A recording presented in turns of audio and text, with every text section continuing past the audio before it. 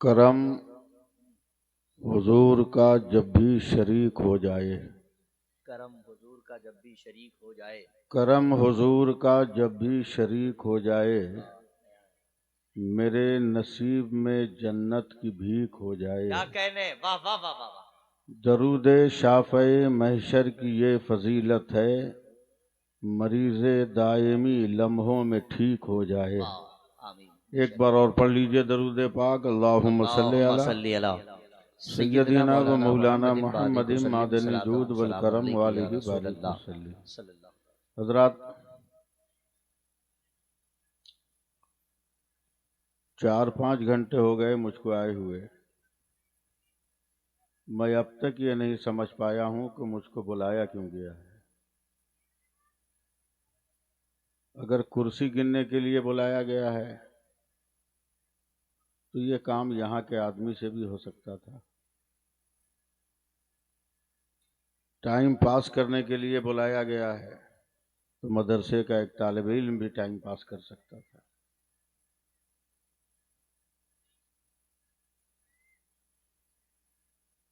नाम इस्लाह माशरा है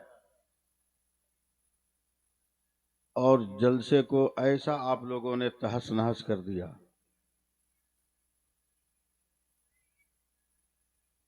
हालांकि कोई गया नहीं है, सिर्फ यहां से उठकर वहां गया है जहां जहन्नम आसानी से मिल सकता है,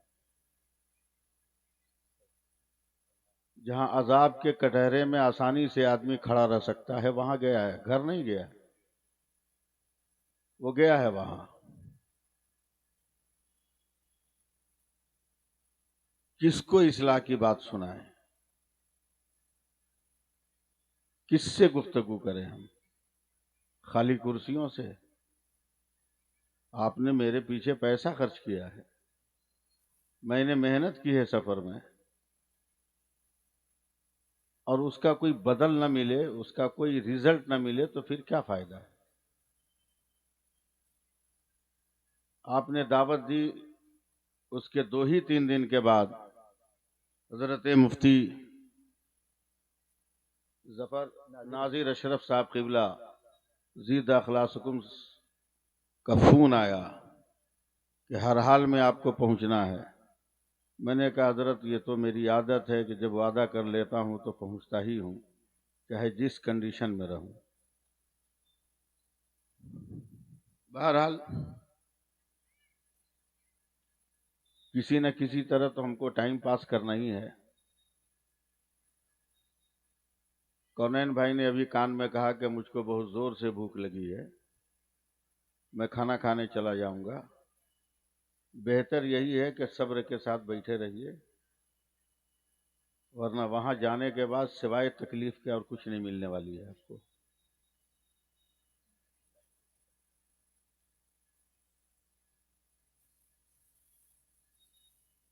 मैं भुगत के आ रहा हूं, आपको भुगतने की जरूरत नहीं।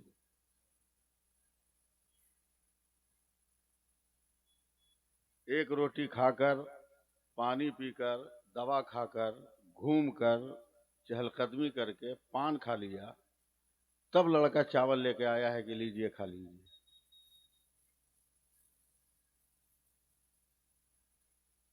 जब से आया हूं कोई पूछने वाला नहीं कि आप कहां बैठिएगा, कहां रहिएगा। खुद से मैंने बिस्तर पे कंबल बिछाया, बैठा हुआ था।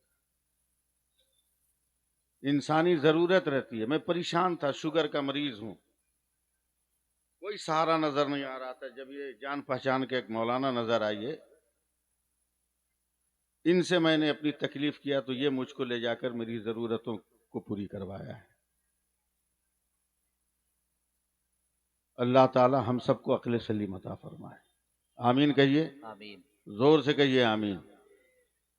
कुरान मुक़द्दस की जिस आयत करीमा की मैंने तिलावत की, अल्लाह ताला फरमाता है, मेरे रसूल जो दे उसे ले लो, मेरे रसूल जिससे मना करें उसे छोड़ दो।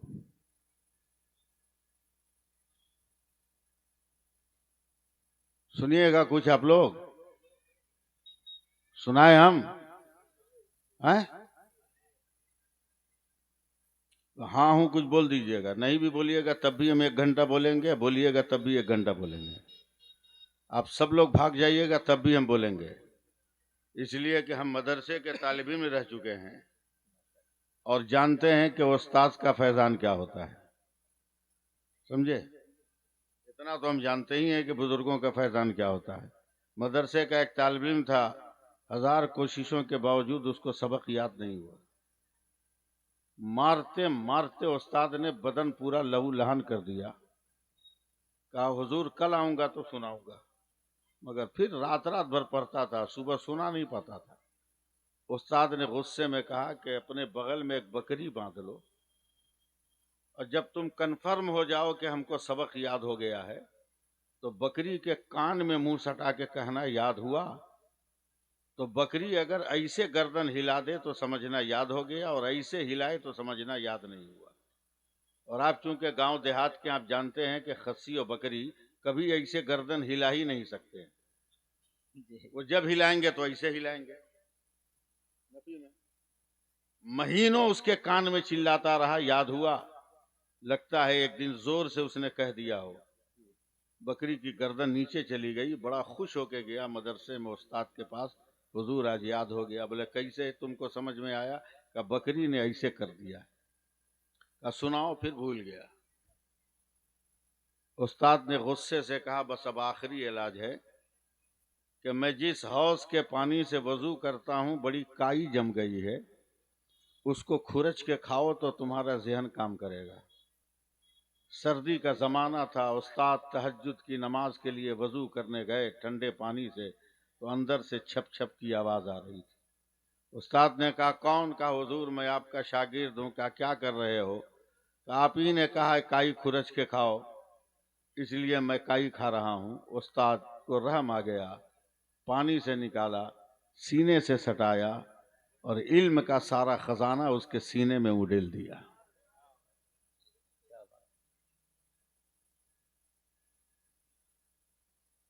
बतिया लो बतिया लो।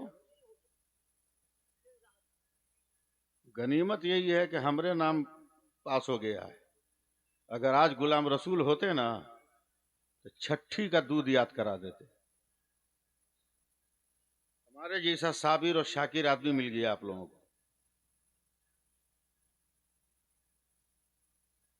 इसलिए कि मैं बहुत बड़े आलिम का बेटा हूं और मेरे बाप ने मेरे ज़र्फ को बहुत मजबूत किया है।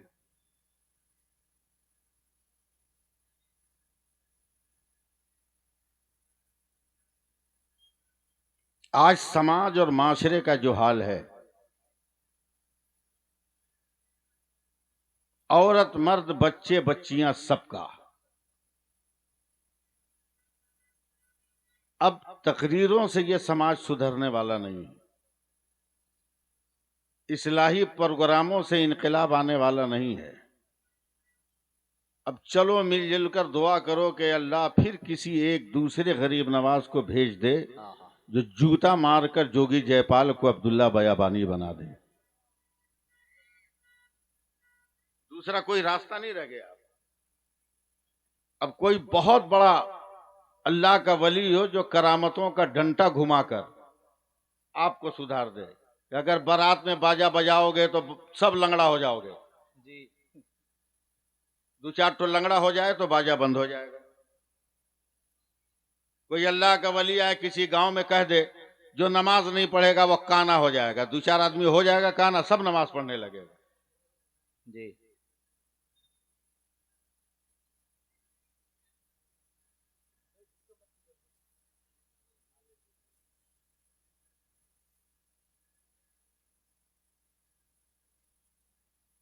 दिल जला हुआ है। 3 साल से जज्बाती जोशीली तकरीर करना हमने बंद कर दिया है। अब मैं सिर्फ इस्लाह पे गुफ्तगू करता हूं। इतने बिगड़ गए हालात कि हम कल तक मुसलमान थे मगर अब अंसारी, जोलहा, धुनिया, शेख, पठान में बटके रह गए।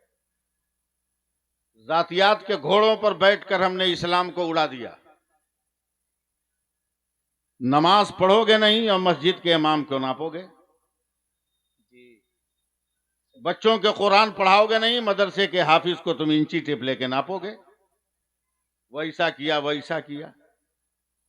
बेटी गांव से किसी की भाग जाती है, लोग कहते हैं मौलाना क्या कर रहा है। अबे बेटी तेरी भागी, मौलाना क्या करेगा।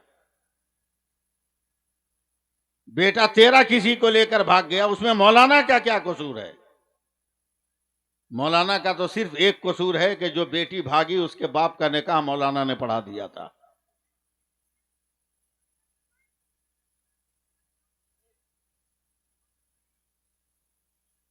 आज भी अगर हम और आप अपने अंदर तब्दीली लाना शुरू करें तो मिनटों में समाज में इनकलाब पैदा हो सकता है। मगर अक्ल तो गई है घास चरने।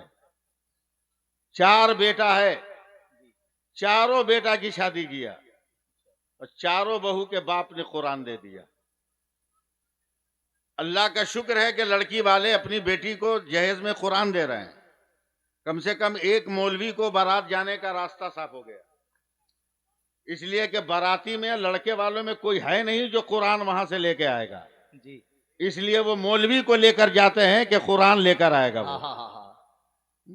4 कुरान रखे हुए है घर में, मगर फिर भी बेनमाजी पीर आ जाएगा तो पैर दबा के बोलेगा बरकत नहीं होती, एक ताबीज लिख दीजिए।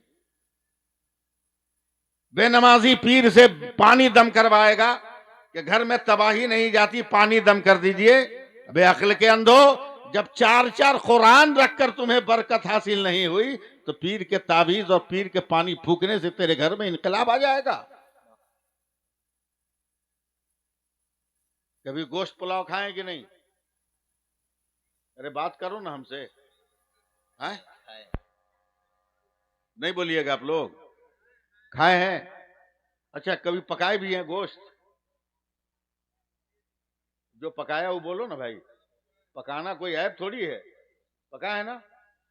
हजरत आप लोग बहुत बड़े आदमी हैं, गोश्त बनाइए, प्याज डाल दीजिए, तेल डाल दीजिए, जीरा, गोलमिर्च, क्या बोलते हैं, लाल मिर्च, धनिया, हल्दी, गरम मसाला सब डाल दीजिए।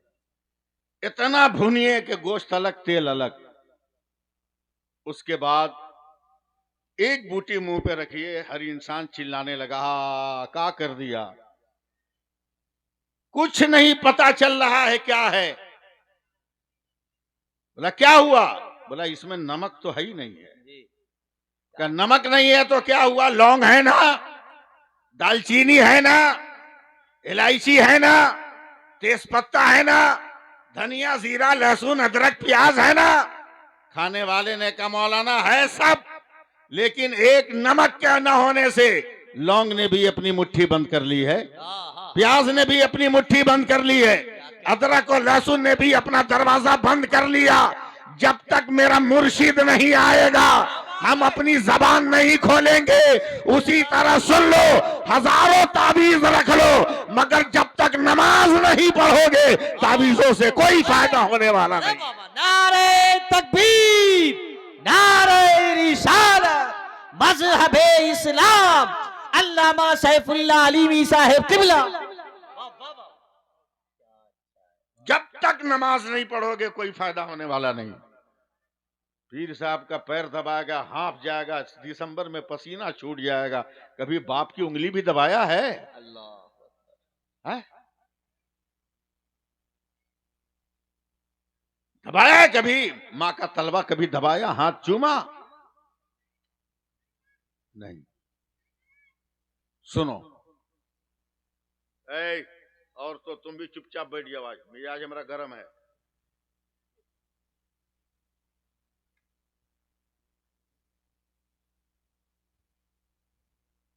आवा का आवा बिगड़ा हुआ है। देहाती लफ्ज बोल गए हम। पता नहीं किशनगंज में आवा समझते हैं कि नहीं लोग।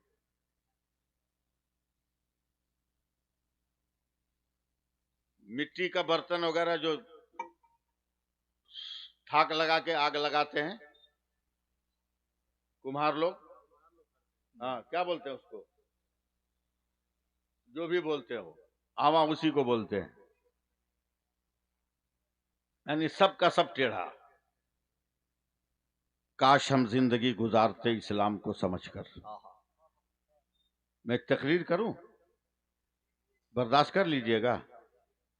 हजरत गजाली मियाँ, मैं एक लफ्ज बोल रहा हूँ, बोलूं? पहले सुभान अल्लाह कहिए। सुभान अल्लाह। मुंह खोल के कहिए, दूल्हा नहीं है कि मुंह पर रुमाल बांधे हुए हैं। तकरीर सुनो, इस्लाह किसको कहते हैं।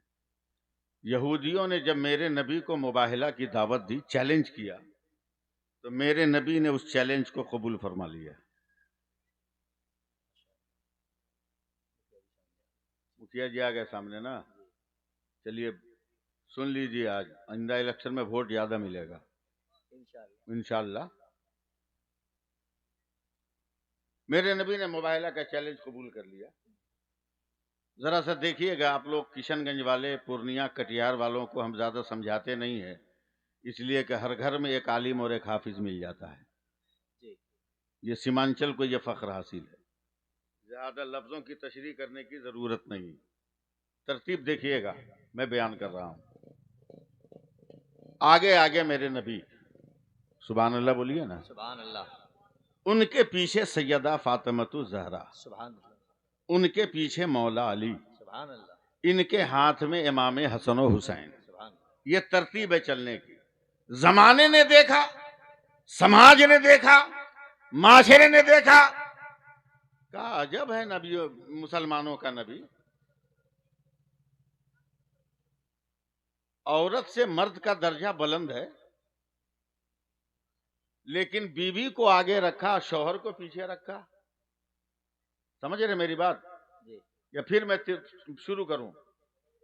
आगे अली, आगे मेरे नबी, उनके पीछे सैयदा फातिमा, उनके पीछे मौला अली, इनके हाथों में इमाम हसन हुसैन। जमाना हैरत से देख रहा है।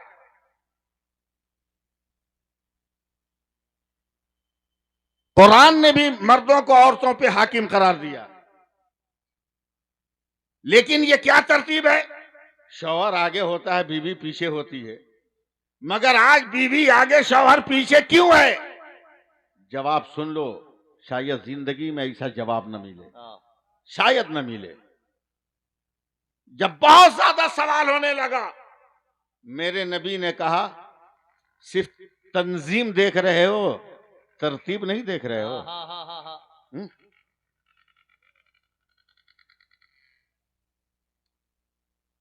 सिर्फ तंजीम देख रहे हो, तरतीब नहीं देख रहे हो। का क्या मतलब? देखिएगा मेरी तरफ आप, जहां मेरा कदम पड़ रहा है उस पर मेरी फातिमा का कदम पड़ रहा है। सुभान अल्लाह। सुभान अल्लाह। और जहां फातिमा का कदम पड़ रहा है वहीं पर अली का कदम पड़ रहा है। क्या समझे? कहा मेरे कदम पर फातिमा का कदम इसलिए है कि जमीन मेरी फातिमा का तलवा ना देख सके, और फातिमा के पांव पर अली का तलवा इसलिए है कि आसमान भी मेरी फातिमा का पांव ना देख सके।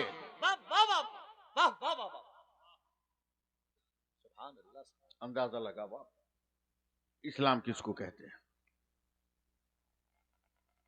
मेला लग गया, देखो क्या हो रहा है वहां।